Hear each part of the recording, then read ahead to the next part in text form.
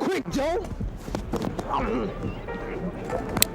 In the ring where giants clashed like gods and every punch could rewrite history, Joe Frazier stood toe-to-toe with the deadliest men alive, willingly walking into the fire, knowing only one man was walking out whole. And through all that chaos, one question still cuts deeper than any punch. Who was truly the toughest fighter Joe Frazier ever faced? Now at 67, he finally revealed the answer. The making of Smokin' Joe. Joe Frazier's childhood was anything but easy. By the age of 6, he was already working 12-hour days for a single dollar. This early life of hard labor shaped his greatest weapon, his uncompromising attitude. His incredible toughness, which would later shock the boxing world, revealed itself early. At just 9 years old, he was fighting neighborhood kids with bare knuckles. Before long, he didn't just train, he built his own training grounds. Using scraps from the farm,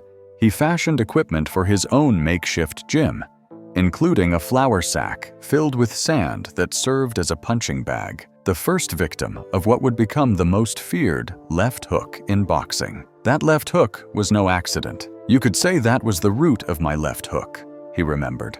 When I was a boy, I used to pull a big cross saw with my dad. He'd use his right hand, so I'd have to use my left. This relentless approach carried him to an Olympic gold medal and eventually to the heavyweight championship of the world. In the ring, Joe Frazier was a formidable fighter who required no red cape.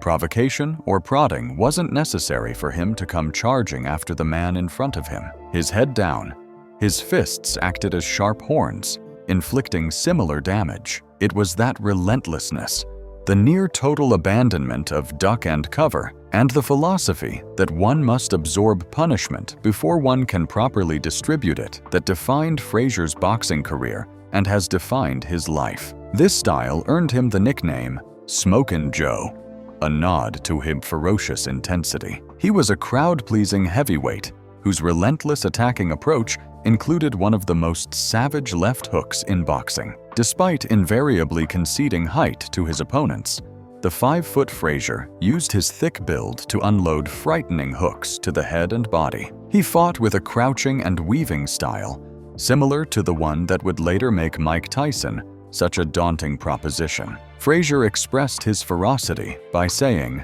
"I like to hit guys and see their knees tremble. I like to feel my strength and go for broke." This inner drive and refusal to yield were his essence. As heavyweight legend George Foreman once observed, Joe Frazier would come out smoking. If you hit him, he liked it. If you knocked him down, you only made him mad. Frazier exhibited an inner ferocity, solely focused on winning and inflicting pain on his opponents. He was built for war. What he didn't know was that a different kind of storm was already walking toward him, one with fast feet, sharp words, and a smile that never stayed still.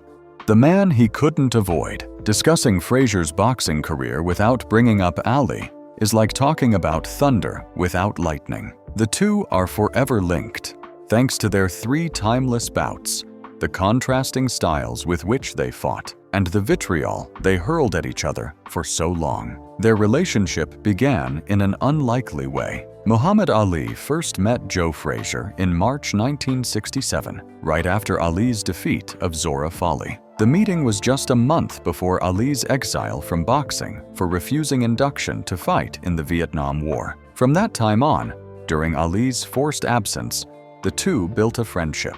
Frazier showed loyalty to Ali, offering both public support and private help. He would slip Ali a couple $100s when he could, helping him cover expenses. More importantly, Frazier spoke out on his behalf, advocating for Ali's right to return to the ring. During his forced absence, Ali wrestled with frustration and uncertainty. Though confident publicly, he faced moments of doubt, missing the thrill of competition. Ali knew that to preserve his career, he had to stay relevant in the public eye. As he looked toward his comeback, Frazier, popular and powerful, was both a friend and an inevitable challenger. Strangely, the closer Ali came to returning, the farther the two men drifted from each other. In late 1969, their relationship began to sour. According to writer Mark Cram, their bond began to fray in Philadelphia when Ali was visiting. This was the moment Ali began his taunting,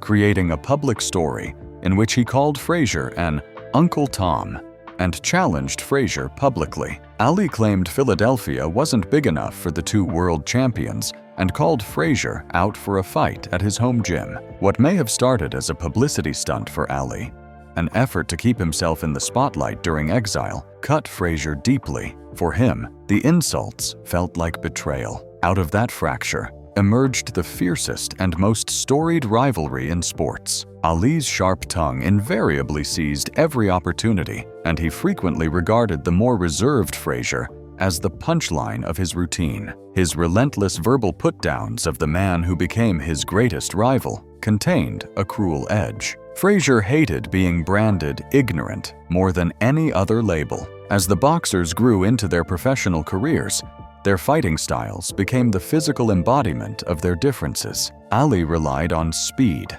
footwork, and defense, dancing around opponents and wearing them down. Frazier, shorter and stockier, fought with relentless pressure and that tremendous left hook. These differences extended to the public's perception of them. Many admired Frazier's background and work ethic, seeing him as a working-class hero, while others celebrated Ali or criticized him as a radical voice for black pride and civil rights. To some, Frazier represented traditional American values, while Ali stood firmly as an outspoken challenger of those values. Ali used this perceived division to his advantage. His public taunting reinforced these perceptions and sharpened the rivalry into a cultural battle as much as a sporting one. Frazier was particularly dismayed when Boxing Illustrated posed the question, "Is Joe Frazier a white champion in a black skin?" He subsequently found himself alienated by much of the black community. Even with all the hurt and confusion around him, the road ahead was already leading back to Ali. Soon after the reinstatement of Ali's boxing licenses, the Ali-Frazier trilogy commenced. Their first encounter took place March 8, 1971, at Madison Square Garden in New York City. Billed as the fight of the century, it marked the first time that two undefeated heavyweight champions, each possessing Olympic gold medals, squared off for the title. Frazier won by unanimous decision after a difficult 15-round fight, handing Ali the first defeat of his professional career. Frazier's feared left hook floored Ali, bully in the final round. "I was as mad as a junkyard dog at Ali," Frazier remembered. "Many people went to the fight that night to see Ali's head knocked off, and I did my best to oblige them." Frazier initially refused a second fight, unwilling to risk his title, but Ali's continued public provocations convinced him to agree. The second fight happened on January 28, 1974. This time, Ali took the victory home, winning by decision and evening the rivalry at one victory each. The final meeting, dubbed the Thrilla in Manila, took place on October 1, 1975, in the Philippines, where the temperature inside the arena soared above 100 degrees. Widely acknowledged as one of the most brutal matches in boxing history, the bout was a manifestation of their rivalry. Both fighters were relentless, pushing themselves to their absolute limits. Frazier's corner stopped the fight after the 14th round, declaring Ali the winner by technical knockout. The brutal encounter left both men hospitalized. From the ashes of that brutal night came words that revealed the heart of their rivalry. "Of all the men I fought, Sonny Liston was the scariest.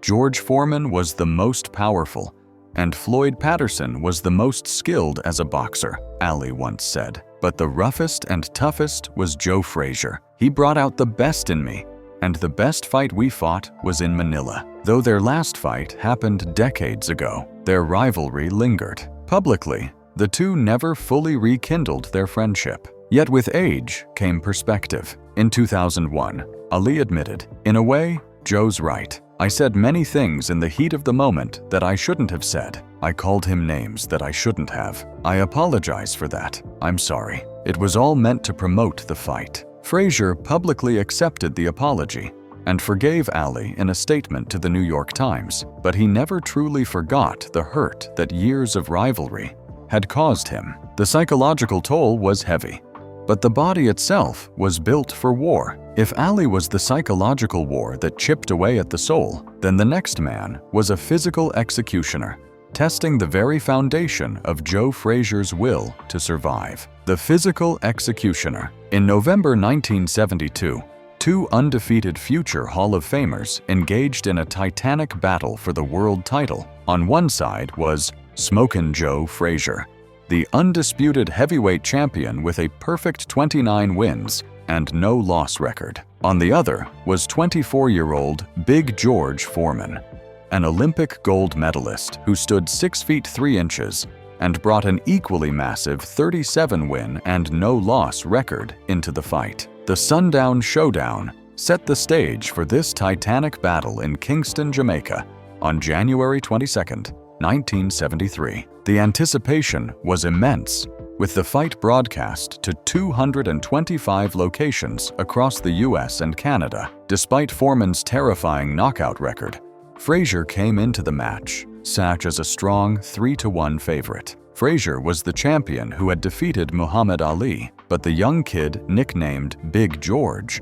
was about to surprise him and the entire world. The fight opened with ferocious intensity. Foreman, a massive human being with outstanding talent, came out pummeling Frazier with a barrage of punches, from solid body shots to crushing uppercuts. The champion, who rarely backed down, was overwhelmed. Less than 2 minutes into the fight, Foreman stunned Frazier with a series of punches and then sent him down to the canvas with a right uppercut. For the first time in his professional career, Frazier found himself on the floor. Howard Cosell's legendary voice rang out as he shouted the terrible truth. "Down goes Frazier! Down goes Frazier! Down goes Frazier!" Foreman brutalized Frazier for the duration, scoring 6 knockdowns over the champion in only 2 rounds. This fight, though short, was a brutal, epic event. One fan later commented, "This fight is underrated. It was a really exciting battle between 2 warriors." Frazier couldn't stop Foreman, but he was determined to continue fighting until he passed out. Foreman's assault was so crushing that he looked toward Frazier's corner and reportedly said to his longtime trainer, Yancey Durham, that if he did not step in and stop the fight, Foreman was going to finish off Frazier. Referee Arthur Mercante Sr. finally called a halt to the bout after Foreman was declared the winner by technical knockout. Foreman was the new undisputed heavyweight champion, achieving the title as the 3rd youngest champion in history at the time. The flaw in the style. Foreman's victory is often described as a demolition job, a simple act of brute force. Nevertheless, a closer examination shows it was also a refined boxing performance involving a well-thought-out strategy. Foreman was a much better boxer than given credit for. He deftly turned Frazier, touching him on his shoulders, disrupting his rhythm, sidestepping him as he bore in, and then overpowering him. He even landed 3 lead right uppercuts in succession, something no heavyweight before or since has managed to do. But the real secret to the shocking loss lay in the clash of fighting styles. According to a fan, fighting styles significantly influence the outcome of fights, and Foreman's style was unsuitable for Frazier, regardless of the stage of his career. Some fans speculated that the champion's body was a victim of his design. Because Frazier was often within punching range, and Foreman could knock down opponents with a single punch, Frazier was likely to be hit more than once during a 15-round fight. Other fans noted that Frazier had short arms and couldn't even extend his left arm properly. Given Frazier's stamina and punch output, he could not adopt a different fighting style, which meant that Foreman would always have the advantage over him. Foreman delivered the most punishing and the quickest defeat of Joe's career. But here's the crucial distinction. George Foreman beat Joe Frazier because Joe walked into a buzzsaw. He was unprepared, overly confident, and caught off guard by Foreman's terrifying combination of size and speed. Was he the toughest boxer, or was it the most unfavorable stylistic matchup? When Joe revealed who his toughest opponent was, He meant the man who tested his will and survival, the one who came closest to breaking him when he was still in his prime. To find the true answer, we have to leave the shadow of the champions and look into the forgotten corners of Joe's career, into the fights where he was pushed to the edge but refused to give in. The forgotten warriors, Muhammad Ali and George Foreman have, and perhaps always will, define Joe Frazier's legacy. Those epic, brutal battles challenged his physical limits and ultimately cost him his career. But to focus solely on the Big Two is to misunderstand the furnace in which Smokin' Joe was forged. Before he reached the summit of the heavyweight division, a different cast of unforgiving opponents appeared early and often, testing his chin, challenging his heart, and revealing the raw, uncompromising durability that would later define his championship reign. These were the forgotten warriors, the ones who wanted to be great long before the fight of the century took place in Madison Square Garden. Jerry Quarry. No fighter embodied the relentless, non-stop pressure of an early challenger better than Jerry Quarry. Despite not being a champion, Quarry remained a constant threat, a resilient and unflappable brawler whose offensive rarely faltered. On June 23, 1969, Madison Square Garden witnessed an epic showdown for the NYSAC World Heavyweight title. Quarry, fresh off victories over notable fighters like Floyd Patterson, entered the ring as the underdog, yet his sharp tactics and counterpunching made him far more dangerous than the odds suggested. The Pursutzun. Ring magazine rightfully named the bout the fight of the year, a testament to the warrior's resolve. Quarry's aggressive approach in the opening round momentarily put Frazier, known for his lethal left hooks, on the defensive. However, Frazier's ability to adapt and counterattack quickly emerged. Quarry, while resilient, sustained a cut to his right eye by the fourth round. Frazier, like a seasoned commander, exploited the injury with precision, targeting the cut with devastating hooks. Quarry's initial vigor eventually waned under Frazier's punishing assault, and by the end of the seventh round, his corner signaled a retirement. This hard-fought victory solidified Frazier's standing as a heavyweight force. Buster Mathis. Equally significant was Buster Mathis, a giant of a man whose name rarely appears in the pantheon of Frazier rivals, yet who held a profound emotional key to Frazier's career. Mathis was Frazier's amateur nemesis. He was the man who defeated Frazier in the heavyweight final of the 1964 U.S. This victory in the heavyweight final of the 1964 U.S. Olympic trials marked Frazier's only loss in his amateur career. That win should have sent Mathis to Tokyo, but a broken thumb forced him to withdraw, giving Frazier the slot and the gold medal that defined his professional trajectory. When the two undefeated fighters met as professionals in 1968, the stakes were personal. They were fighting for the vacant world heavyweight title. Mathis, towering and heavy, used his reach and size to frustrate Frazier early on, but Frazier, employing his trademark relentless assault, focused his devastating body attack, chipping away at the larger man until, in the 11th round, he uncorked a thunderous left hook that secured the knockout and the first piece of the World Championship crown. It was the moment Frazier definitively overcame his amateur ghost. The true surprise. If Jerry Quarry and Buster Mathis served as tests of endurance and determination, Oscar Ringo Bonavena emerged as the unexpected challenger. The Argentine fighter, known for his relentless aggression and unorthodox style, faced Frazier early in his career, long before Frazier was recognized as Smokin' Joe. The bull-like Oscar Bonavena, a burly and plodding fighter with a big mop of hair who calls himself Ringo, and the South American Beetle, was not just a fighter. He embodied chaos with gloves on, and he had already given Joe Frazier the kind of hard day's night that sticks in your mind like a song you don't want to hear again. This lumbering 205-pounder was a 2-to-1 underdog, but walked into Madison Square Garden and gave Frazier the fight of his 14-month professional career. Bonavena was a nightmare of movement and aggression, dirty, relentless, and physically huge. He was not a one-punch knockout artist, but a rugged, high-volume brawler whose style was tailor-made to crowd and neutralize Frazier's hook. In the second round of their scheduled 10-round match, a shocking event occurred. Bonavena did what Muhammad Ali could not do until 1975, and what George Foreman could only do with sheer brute force. He put Joe Frazier on the canvas, not once, but twice. The canvas momentarily swallowed the rising prospect. Bonavena's aggressive, heavy hands found their mark, and Frazier, momentarily exposed, had to rely entirely on his deep reserves of heart to survive the worst 2 minutes of his career. Joe rose both times and, against all expectations, came back gamely with a relentless, punishing attack that gave him the close decision. Despite the majority of the 9,069 Bonavena fans at Madison Square Garden booing the decision, Frazier had persevered. One fan later said, "Crazy how Bonavena went 25 rounds with Frazier without touching down once," referring to their later, famous second fight. This boxer wasn't a champion.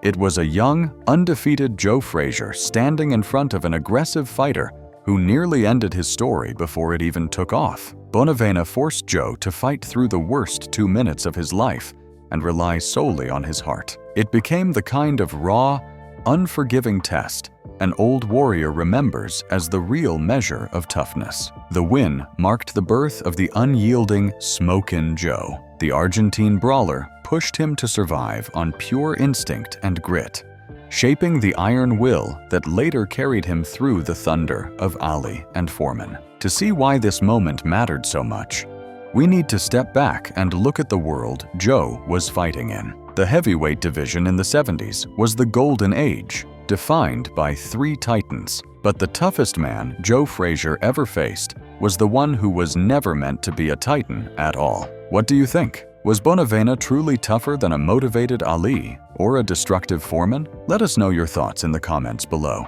Don't forget to like the video and subscribe to the channel. Thank you for watching, and if you enjoy this video, please check our channel for more videos like this.